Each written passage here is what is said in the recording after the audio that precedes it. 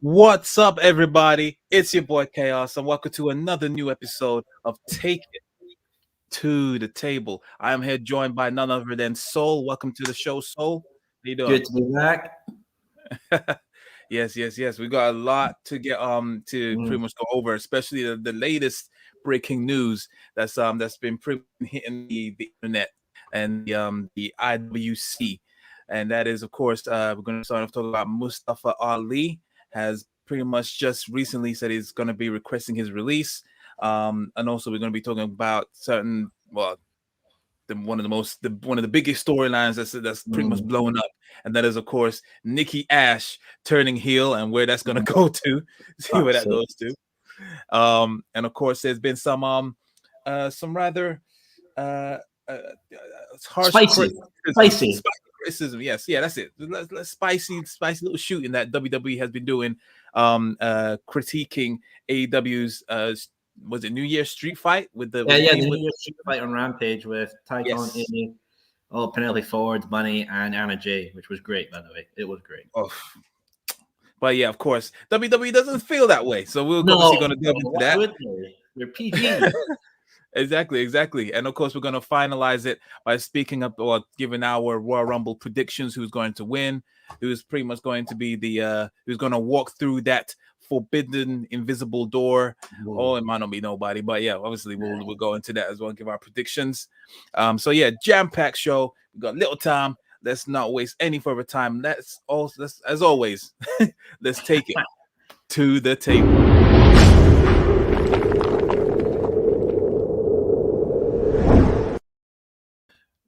All right. So yeah, like I said, we're going to be starting off with the latest breaking news that's just broken in the past couple hours, and that is from the man himself, Mustafa Ali, former leader of the most dangerous faction in all of wrestling.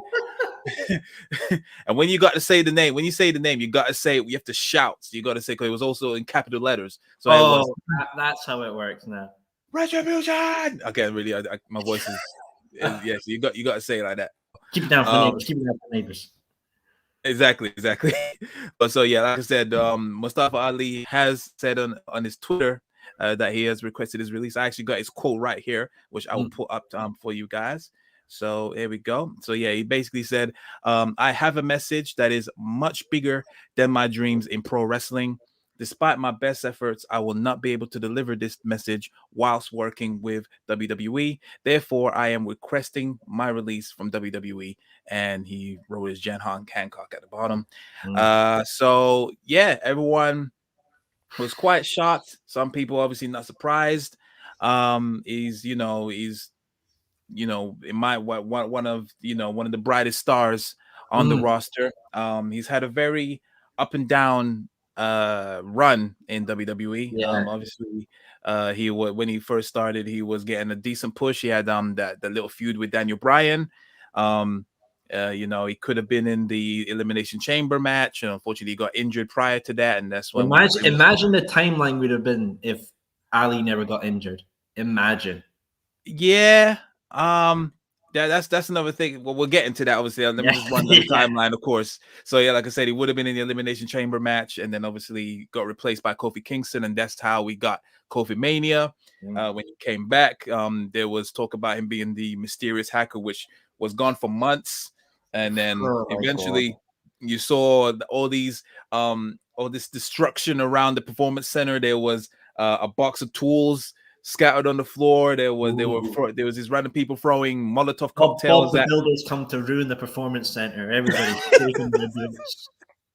It was all kinds of stuff. There was one guy threatening with a sword that didn't, chainsaw that didn't know and did anything. All these people vandalizing the Performance Center, and then it ended up being this called Retribution, which was led by Mustafa Ali, and it was pretty much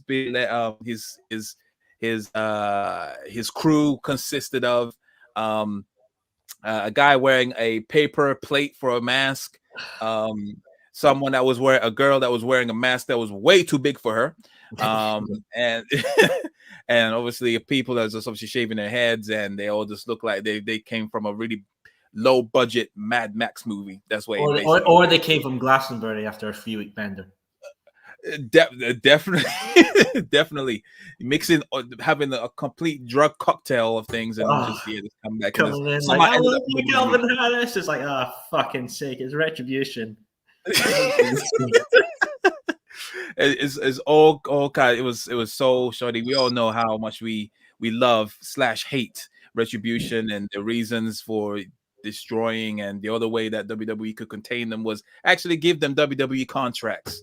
That was their reasons. That was their reason for being there. You just keep them on main event, and then you're good to go. Pretty much. And obviously they amounted to nothing, constant losing streaks. Eventually they pretty much broke up on the kickoff show, no less. I remember it was on the kickoff show, so no one was watching. And then Mustafa Ali had a on and off relationship with Mansoor. People thought that, some people were thinking that was going to go to good, like decent and better things, and decided to break them up, and then they went to separate brands. And then Mustafa Ali was away on maternity leave, and he hasn't been back since, I believe, since the end of November, or since November, I should say. I believe so. Yeah. So yeah, it's been pretty manic, to say the least, for him. But yeah, he's requesting his release. What are your thoughts on that? I mean, he's had a real shit time on the main roster, hasn't he? 120%, yes. Only gets spotlighted when they need a Saudi show pop. It's like, oh, we need someone for the Saudi show. Let's get Ali in, and then let's hide him in the back for 12 months. Yeah, basically. But was he really slated for that? I thought that was Mansoor's. I'm not mistaken.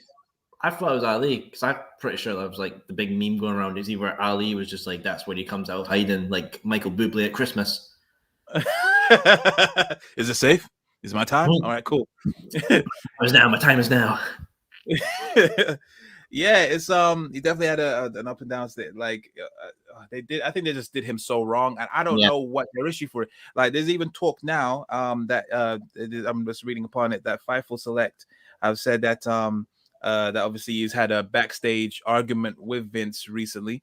Vince has pretty much outright told him, Vince, this is Vince telling Ali. He said this in an interview a few weeks back or a couple months back. He basically said that you're basically too clean. You're too clean. Wait, hold on. So I'm just getting the quote here. Yeah, you're too clean. You're too polished, and I don't think you can take it. That for Vince to say too clean when his locker room in the fucking 80s and 90s was like a goddamn crack den.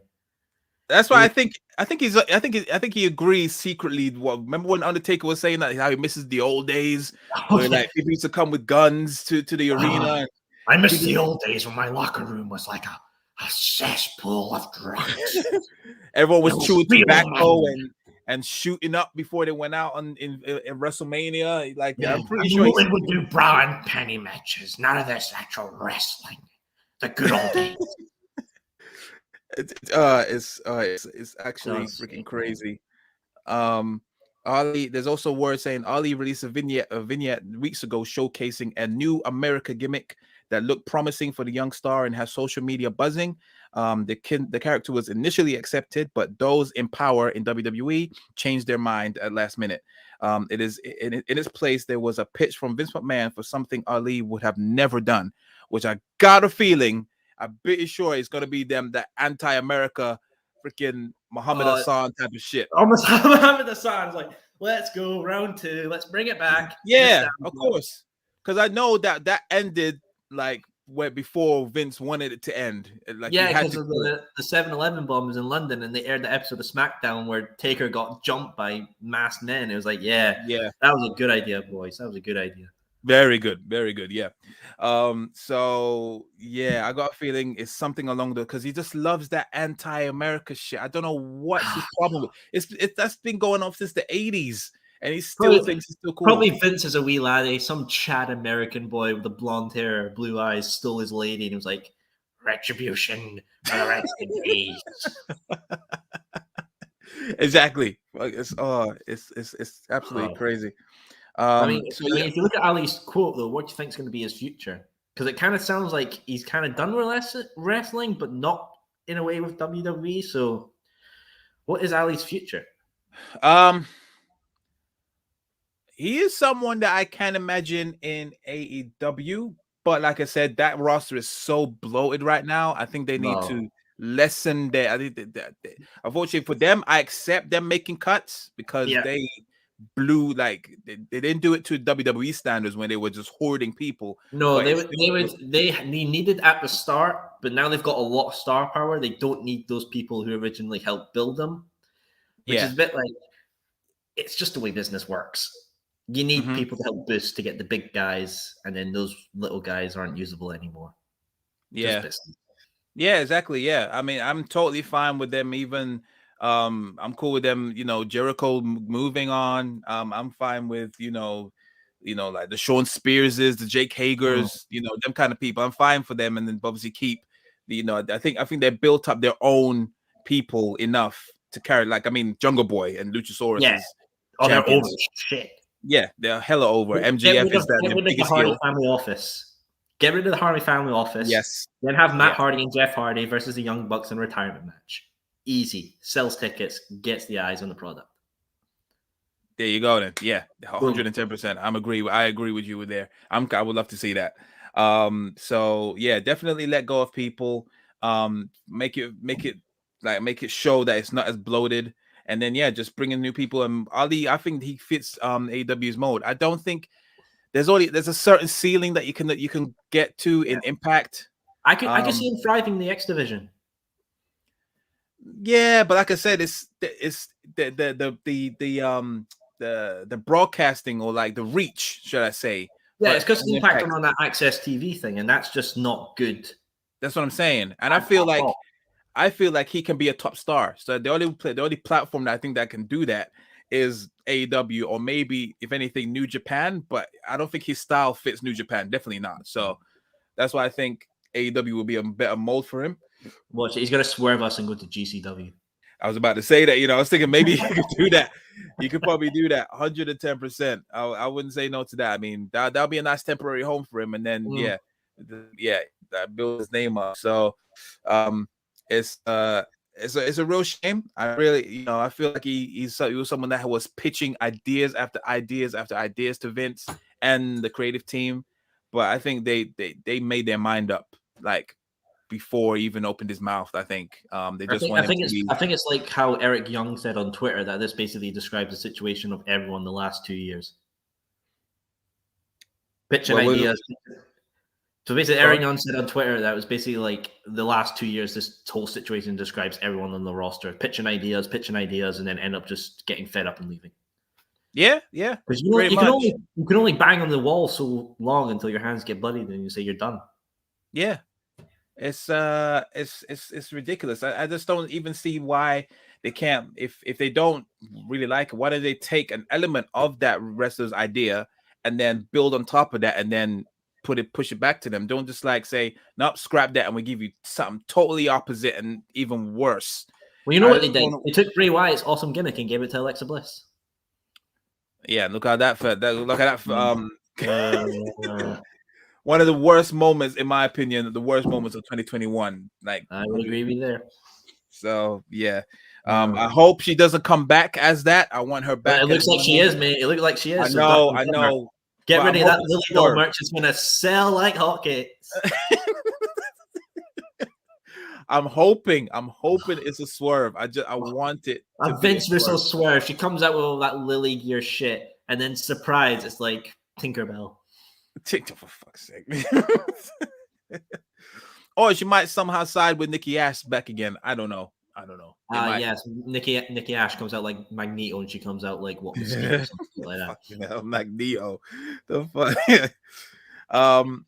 But an update from Fightful, just running this up. He said inquiries were made about Ali's WWE status since he has been absent from WWE in the recent weeks. It was noted that obviously he asked for only a one show off for paternity leave, despite not being featured on WWE programming since November 2021. It led people within the company to believe that his paternity leave had been extended. However, a lot of other reasons reportedly led to his extended absence. He did a vignette about this new America gimmick. Yeah. Yeah, he said too polished, too clean, too nice. I don't know if you have it in you. Even pre-pandemic, I was struggling to maintain television presence, and I know it was all character based. When you pitch 1,000,001 ideas as far as stories, there you go. Characters, promos, this and that, and you always get told that you're good, but then nothing happens. You start pointing the finger at you start pointing the finger at everybody except for you. After sitting home for 7 months and then finally coming back to Raw, only to pick up a few victories and then go back to not being on Raw and now being stuck on main event, you're kind of scratching your head. Like, what have I got to do? And then you realize you got to go and ask the hard questions. I went up to Vince McMahon himself and said, what am I missing? And he said, too polished, too clean. Sources have reached out to WWE to see if they've granted the request, but there's been no word. Okay, so do you think that he's probably going to get his grant? I mean, look at the way things been are. They're cutting because of budget. You can't just have someone come up and say, "Oh, hey, I want my release," and then it's told no. And then you just go, "Hey, you've just released 30 wrestlers and backstage guys for budget cuts, and you're going to keep me? Why? Doesn't make sense. Goes against your whole fucking logic." Yeah. But that's how they are these days. They're fucking backwards. Yeah, literally the whole mid card is just gonna say, "I'm out, fuck y'all," and the whole is just gonna be top guys for like 6 months. Exactly. It's and you're burning them out because obviously, like, you got so much TV time to cover, and you just like, it's not even like the mid card titles are worth shit. Because when the last time they oh my god, the title's been defended? Don't get me started on that. Don't get me started on that. Flipping the IC title is non-existent. The US title is a joke. I'm just like, yeah, the fucking 24/7 title's been defended more than the IC title. I don't know why they rate that higher. That it doesn't make any sense. Really, it's that Clockwork piece of shit more than the beautiful IC, well, the former beautiful IC title. Yes, yeah. Absolutely backwards. I don't know what it doesn't make any sense. Your guess is as good as mine. I really think they're just thinking like along the way. Said. It's like what Chris Jericho said, that Vince McMahon said, nobody cares about the fucking Intercontinental title. Yeah, I remember that quote. Yeah. It's absolutely backwards. But yeah, we'll have to keep an eye on this. Hopefully, we hear something regarding the release, if they grant it or not, or they're probably going to try and give him buckets of money because they think that he's worth something, and then they're going to give him a little mega push, and then they forget him like they did to Cesaro. Like, what? What the hell have they done to Cesaro? They were like, let's try a new toy. He's not selling as much merch. Put him back in the fucking mid card. Oh my god, what was that makeshift team that he was in with Mansoor? Like, I swear they would be like the last time they even interacted each other was when Cesaro actually faced Mansoor on one of them Saudi shows, and then that was when Mansoor was on an Undertaker streak and was winning. Mansoor's gonna be the new fucking Taker at Saudi. Just like 20 years down the line, he's gonna be 31-0. Like the Rock's daughter's gonna end up breaking the streak, and he'd be like, "Whoa, this is revolutionary." They're gonna be like completely coming out of nowhere saying, "Yep, this was all the plan all along. This long-term booking, boys. Long-term booking." You gotta love it. So Matt Williams has said, WWE is a Mickey Mouse entertainment company. AEW trying to save what's left of the public opinion of wrestling here in the US. Yeah, I wouldn't say just AEW though. I think GCW is one of the way, if you look at the landscape now compared to the 90s, WWE is basically WWE. AEW is like WCW, but when it was good and hot with the NWO angle, and GCW is like ECW, that alternative that people really like because it's the underdog. Yeah. And then there's Impact. Just Impact being Impact. Impact's doing their own thing. They ain't worried about competition. They're like the little kids in the corner with their crayons, like, "Look, Daddy." They're like Nintendo. They're like Nintendo. They don't bother with the competition. No, it's like Sega making the Genesis and then the 32 Saturn, and then just making consoles out, like shooting out consoles. It's like, we're trying new shit. 110%. And Matt Williams finishes off saying wrestling isn't cool anymore, and that's WWE's fault. I wouldn't say it's not cool. I wouldn't say it's not cool. No. Yeah, I would say it's not cool. Definitely they have a part in it. Kind of like, obviously, not making it be the same boom back in maybe even going up to ruthless aggression era. I mean, I don't think it's ever hit the heights then. I would say it's still money worthy because obviously all these companies are making profits. And there's advertisers in it.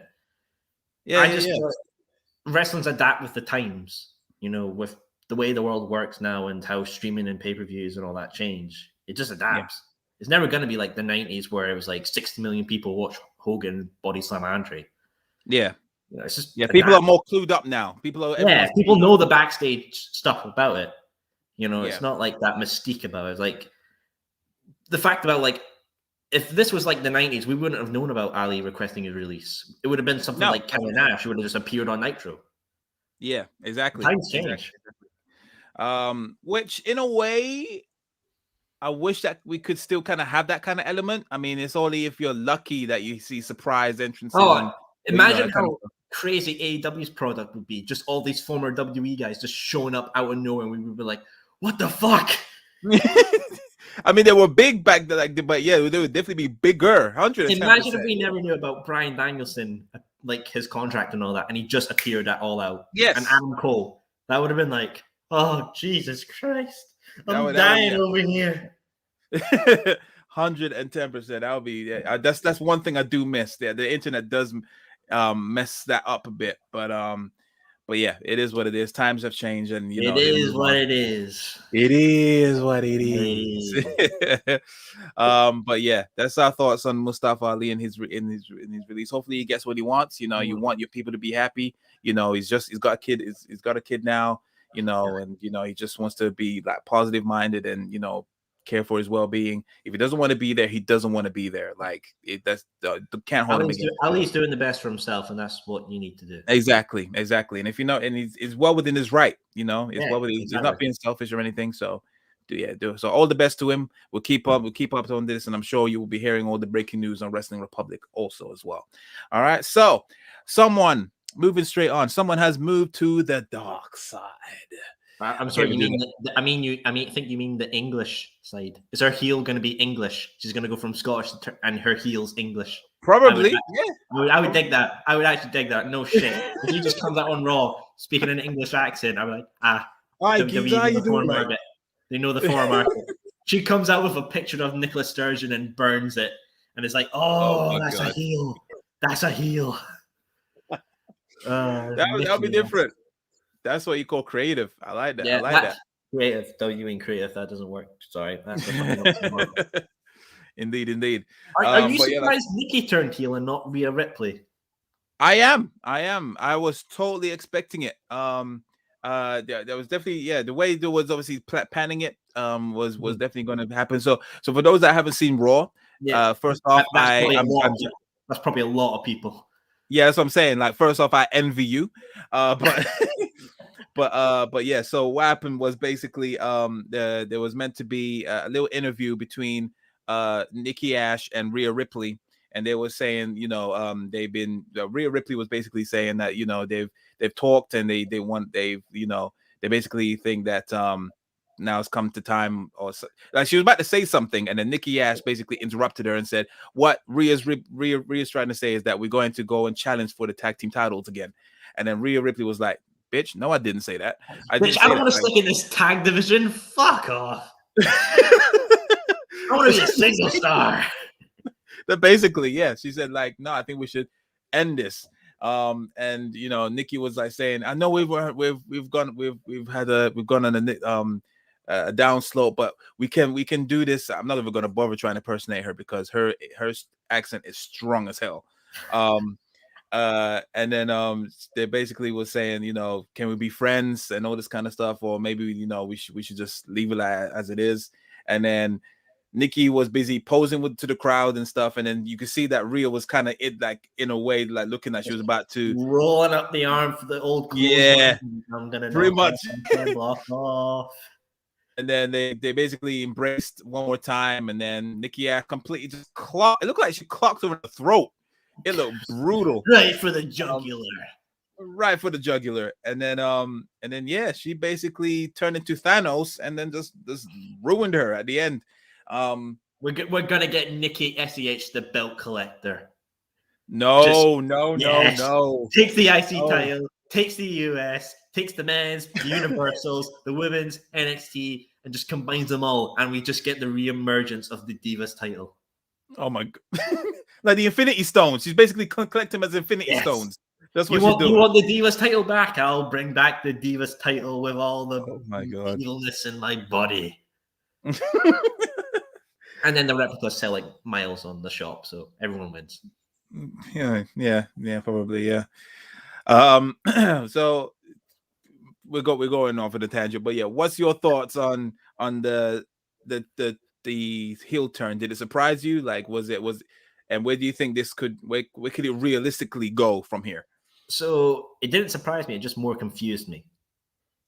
Right. I was expecting Rhea to turn heel because I think Rhea works good as a heel, like that bad girl you want to get with, but if you get 100%. With, you will die. Yeah, her heel run in the UK was good. Top notch. Very good. So where does this go now? I feel like this was like we tried Nikki A.S.H as a babyface and it didn't work, and a babyface champion, it didn't work. Let's try it as a heel champion. Maybe is she going to win the Rumble? No. Oh God, no. So. No. But I think it's just because do WWE have any really good female heels? They have Zelina. They have Carmella. Who do what? Who do what? I mean, Selena's not even had a title shot from the Queen of the Ring. Didn't you used to get that in the back of the day with the King of the Ring? You get a title shot. They never said that. They never said it was going to be a title shot. They just, she just won it. And they were like, let's just meet the demand. People want this equality, and let's, it's just, God damn it. Yeah. I think with that one, they're good wrestlers if they're given good material, but exactly that's the thing. My money, well, actually, I'll wait for my predictions as to what's going to happen. Is there going to be a swerve here? You're going to be like, nah, psych, bro. Nikki A.S.H, you're a Rumble winner. Damn it! Now I have to rethink. All right, cool. But yeah, I think that in a way, because it was unexpected, I'm curious, as to what they got. Obviously, we don't have to wait long. Monday Night Raw is on tomorrow. I'm just wondering, is she going to still do the A.S.H gimmick? If she does, is she going to wear all black because she's heel now? Nah. She's going to be Homelander from The Boys. That's what she's going to do. She's going to go Homelander. So wait, she saw Cody and was like, "Give me that fucking cape." That's what I'm saying. I feel like, is this going to be a dick to Cody? I just thought something. Get Cody as Homelander, Nikki A.S.H as Stormfront. Power couple. Oh my God. Yes. Book it, Vince, you madman. Fucking book it. Nikki A.S.H as Stormfront. Oh. He will ruin it. No. As much as I'm down for that, but no. I would so be on for that. But yeah, he's somehow putting dewdrop in it and somehow mess it up. I don't know. I don't trust that guy anything. I don't even trust him with a pencil. And there's proof why I don't trust him with a pencil, because he had all these segments about a pencil, and now what happened to them segments? They all just disappeared now. Mate, I don't even trust Vince McMahon with breathing. That's what I'm saying. Fuck up breathing. Yeah, he'd breathe, and then he would just be like, this breathing's challenging me to a fight. And it's just like, I think it's crazy enough to even think that. I think it's crazy enough to even have that kind of mindset. I mean, he hates people that sneeze or coughs, one of them. He must have hated the fucking pandemic then. Oh yeah, 100%. He hates it, man. He's either sneezing or he hates people eating in front of him. He's a weird guy. And that's an understatement. He is a weird guy. I remember Brody Lee made some little parodies of it. They were fun. They were funny. But yeah, I'm curious. I'm gonna see. Obviously, hopefully, it's not one of the things that happened, and then you don't see her for a couple of weeks, and then they're gonna carry on as if nothing happened. But yeah, I'm curious to see if they're gonna keep it. It all depends. It all hinges on, are they gonna keep on with the superhero gimmick, and if they are, how they're gonna pull it off and make it not look cringy and just this absolute cringe. And that's for some reason that's a really, really hard task for WWE to do. So honestly, I see them keeping the hero gimmick because it's on the shop and it sells product. Yeah. Is it because they want to do that? Because they want to do sell more merch and have two alternatives? Probably. Maybe. I mean, they made for Alexa Bliss. They made the Lily doll. They made the Charlotte doll. I honestly, I'm not surprised if every time Alexa, if she kills, still keeps this gimmick, feuds with someone, we get a doll in the shop of that wrestler she feuds with.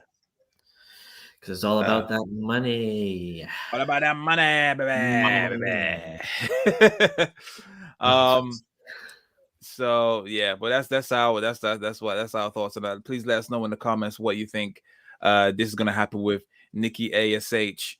And going on from here. So moving swiftly, we're gonna be talking about some little comments that a little company named WWE has been making towards another little company named AEW. So basically, on the December 31st, on New Year's, on their Rampage edition of New Year's Smash, because it was like a whole weeks long thing. There was basically a tag team street fight, a women's tag team street fight, which consisted of Ty Conti, Anna Jay, the Bunny, and Penelope Ford. And it was in my opinion, it was very, very good. Already probably a match, even though you can't really say it's match of the year candidate because technically it happened on December 31st. But if in my own personal list, I will make it. I'll park it as match of the year candidate for this year because it was just freaking great. I would say it was on par with Britt Baker and Thunder Rosa's match. 110%.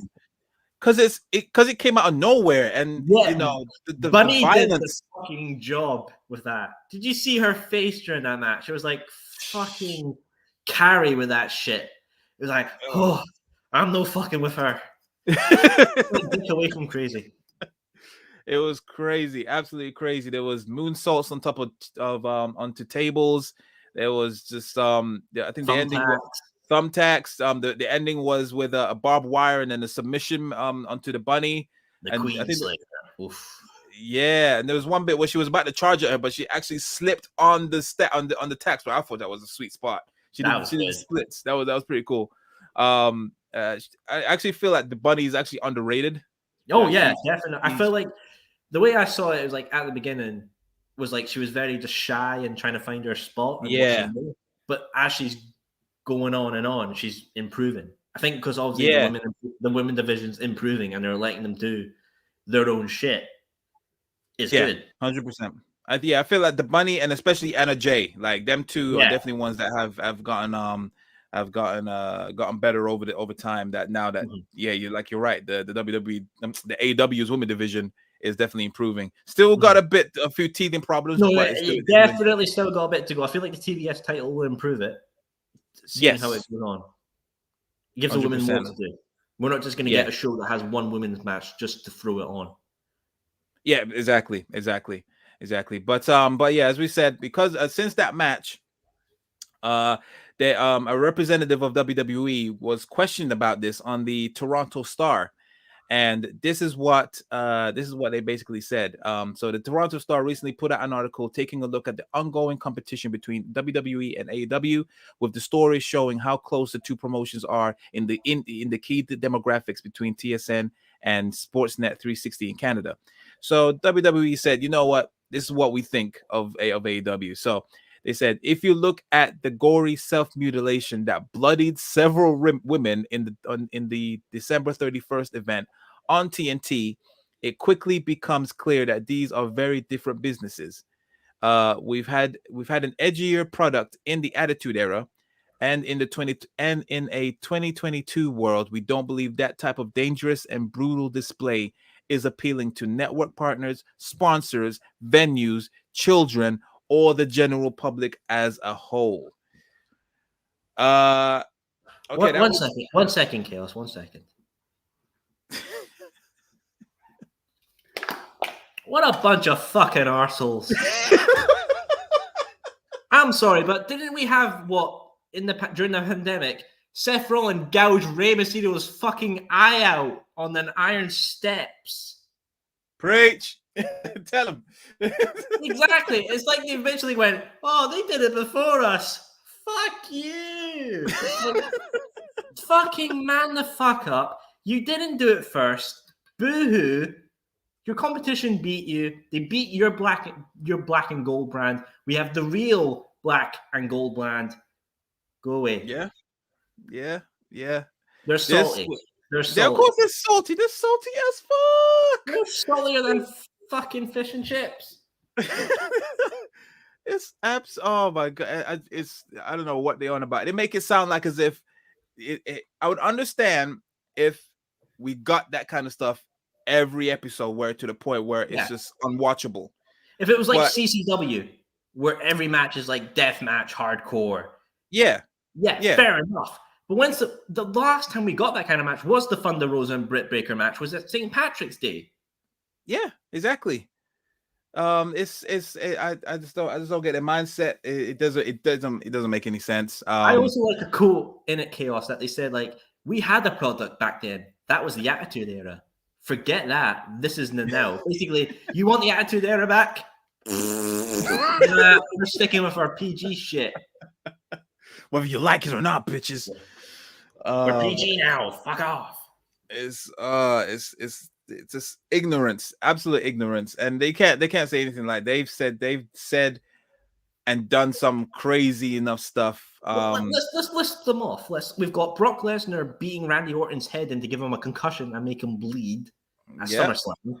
We've had Vince McMahon say the N-word in front of Booker T and his wife. Yeah, he also said, he said the F-bomb to his son. Yeah, said the F-bomb to his son. The Rey Mysterio thing, which I've already mentioned. Yeah, he said he made wrestlers say derogatory things, or like some, like, remember when Paige said about to Nikki Bella that she should have died in the womb. Or when Paige said to Charlotte Flair about her recently dead brother didn't have any fight in him. That's Triple H saying, it's you to Booker T, it's you people like you that don't make it. Denny. Booker T should have won that match. We all know Booker T should have won that fucking match, but Triple H had to get his golden shovel out and fucking bury the man. Yep. And take 36 seconds to pin the guy. It's just, anyway.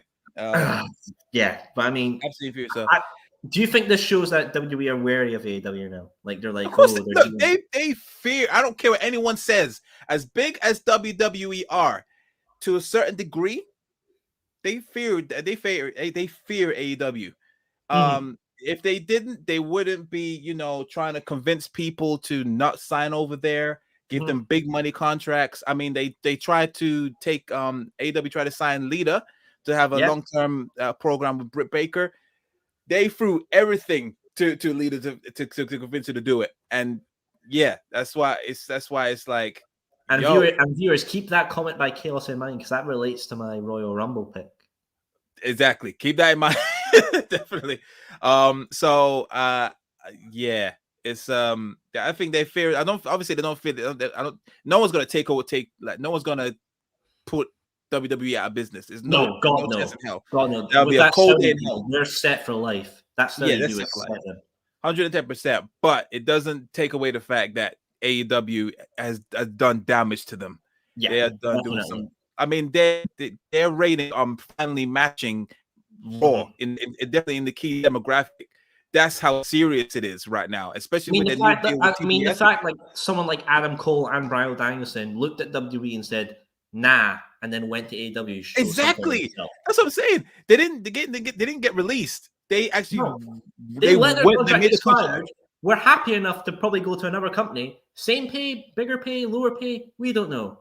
But are they happy? Yes. Are they with their friends? Yes. Are they working a lighter schedule? Yes. That's it. What does that tell you? Exactly. What does that tell you? This alternative is better for the wrestlers, and that's at the end of the day what we want. I mean, they tried to give Bryan Danielson the world. They were gonna finally open that forbidden door and make him work with New Japan. He still said no. What does that fucking tell you? Exactly. What does that tell you? So, they fear them. They hate them with a passion. They do. So, I don't care what anyone says. It's not about being a mark, or it's being smart about it and just thinking of like there's all these clues right here that they fear them. But anyway, so what was I saying? What they said was just absolutely ignorant. Doesn't make any sense. they can go fuck themselves with that. And yeah, like I just love how this person didn't make themselves known that they were that of them. Like I bet you it was Bruce Pritchard. Probably. He is a yes man. So yeah. Oh, he is. Well, then let's get on to the next pay-per-view, the Royal Rumble predictions. Of course, yes. So yeah, it's less than 2 weeks away, and it's the Royal Rumble. We got both, and it's on a Saturday. Thank God. Fucking yes. I'm so happy for that. Praised us for this one. Definitely. Before we get into this as well, do you think this pay-per-view should be the next one to benefit from a 2-night experience like WrestleMania? Ooh, in the future. That is a good one. One night for the men, one night for the women's. Yeah, because when you think about it, if you think about it, yeah. But would you keep the Rumble count the same at 30, or would you increase it if you got 2 nights? I'd say keep it at 30. It's worked like with just one, and it was fine. So I'd say keep it at 30. Yeah. I'll say. I do think with 2 Rumbles, it makes it a bit, Why at the same time? You mean? Yeah, if you could trying to work 2 Rumbles into one pay-per-view, it is a bit time constraining. That's what I'm saying. Yeah, so I think that's why I think it would definitely benefit having two, and it makes more people be on the card, just like how it is with Mania. So yeah, definitely one for the women's, one for the men. I think obviously women can obviously main event, like it's improving. So yeah, why the hell not? Yeah, I think that down the line, I think hopefully next year onwards. And yeah, please WWE, do not go back to one night for Mania. I've been to the last 8 hours of shit. I don't need another Samoa Joe and Mysterio match that went 3 minutes. Yes. Yeah, exactly. So yeah, let's get into the Rumble picks, eh? Let's get into the Rumble picks. Yes. You go first. What's your me. Okay. So for the men's, I'm going with Kevin Owens to win. Kevin Owens. I'm going with Kevin Owens. Okay. What's your reasons? So my main big reason is because of his re-signing with the company. You don't re-sign with the company unless you're given some little incentive. But didn't he get his incentive already? His incentive could be winning the Rumble. Okay. All right. That's what I think. And I'm going to say for the females, Lita. That's my pick as well, Lita. 110%. I think she's going to do exactly. They're basically copy pasting what Drew McIntyre did with Brock Lesnar. I think she's going to be the one that's going to eliminate Charlotte Flair from the Rumble. And then she's probably just going to go there and win. Probably going to be out of it for a majority of it because Charlotte Flair took her out. But then she's going to last to the end. I think she's going to probably go fair to Lita because Lita deserves it. Yeah, and she hasn't had She hasn't had a singles main event WrestleMania match, has she? I don't. No, not to my knowledge. I mean, she was with that Edge and Foley one, but besides that, I can't think of any other one. Yeah, so I think this was give it to Lita. Yeah, 100%. Yeah, that's she's still top tier. I mean, Charlotte's already faced Trish at Stratus. Trish at age 1 of the before. Yeah, give it to Lita. 100%. Yeah, why not? Not trying to put another notch on her belt. So yeah, I'm down for that. For the men's, for me, I would say I'm still having high hopes for Big E. I'm thinking hopefully Big E. Just the way lately he's been booked is not very good, especially last week's Raw. Not good at all. Yeah, especially last week's Raw. That was just he's basically getting the Kofi treatment. That train is sailed. But I'm hoping it's a swerve for people to think that all right, it's gone past, and then he somehow makes a resurgence and win the Rumble. And probably he will be the one that actually takes the title from Reigns, which I think was meant to be the original plan. Maybe you never know. You never know with WWE. They swerve last like motherfuckers. Yeah, 110%. I think the only person that I think deserves to take the title from Reigns would be Big E. That is a huge accolade. If you really want to push stars and build them up, that is the way to do it. I would say he would still go with the plan that was originally that was meant to be. But yeah, I think. But one thing I want to see. I dare the men's Rumble to make Johnny Knoxville be in the 5-4. Oh, fuck off. I dare them. Put Johnny Knoxville in and then get eliminated by someone random. That'll be it. I just want to. I like the way you just want to swerve. You want to swerve. Chaos wants to swerve, everybody. I don't I don't want him to win, but just at least make it to the final four. You just want to swerve. Well, hey, that's it. That's what we want. And that just imagine though. Well, hey, just imagine. Well, hey, that's our Rumble pick, everybody. That's it. That's our Rumble picks. Done and done. It's the end of the show. That's what I think. That's what I think. But yeah, let us know in the comments as well. I know we're live currently, but let us know in the comments when you watch this video of what's your thoughts on the predictions and who you want to win the Royal Rumble. But yeah, and as we wind down on this, that's pretty much the end of our show, guys. So yeah, thank you very much for joining us. Like I said, as always, please like, share, subscribe, and of course comment on the show. It goes a long way here on Wrestling Republic. So yeah, so as always, please sorry, why am I saying please? Thank you very much for joining us, Soul, once again. Always happy to be here, mate. Of course, and of course, please make sure you've like, share, and subscribe at Wrestling Republic and Take It to the Table. Follow us on all the social platforms at Wrestling Republic and at official_TITTT. I have been your host, Chaos. He has been Soul. Until next time, guys. Peace.